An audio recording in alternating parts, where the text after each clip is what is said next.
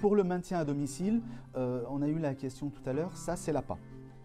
La première aide, vraiment c'est l'APA, donc on l'a vu tout à l'heure, l'APA qui sera octroyée à une personne dépendante en fonction de son GIR, donc de GIR 1 à 4 pour avoir une aide financière. On l'a vu tout à l'heure, on va regarder son niveau de revenu mensuel pour appliquer la participation financière. C'est l'équivalent un petit peu du ticket modérateur. Et puis après, en surcouche, si on est assuré, si on a souscrit le contrat avant d'entrer en dépendance, c'est vraiment quelque chose qu'il faut souscrire en amont.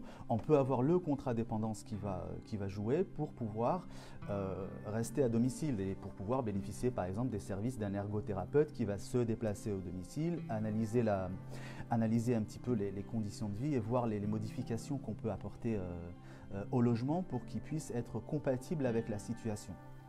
Ça, c'est les deux principales aides.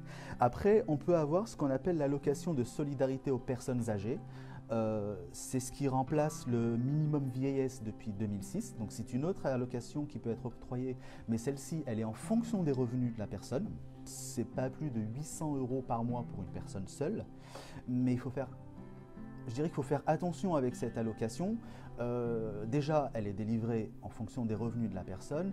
Et puis après, c'est une allocation qui peut faire l'objet de ce qu'on appelle une récupération. C'est-à-dire, lors du décès de la personne qui est dépendante et qui a bénéficié de cette allocation, si son actif net, c'est-à-dire une fois qu'on a soldé toutes les dettes qu'elle avait, etc., dépasse 39 000 €, on va pouvoir...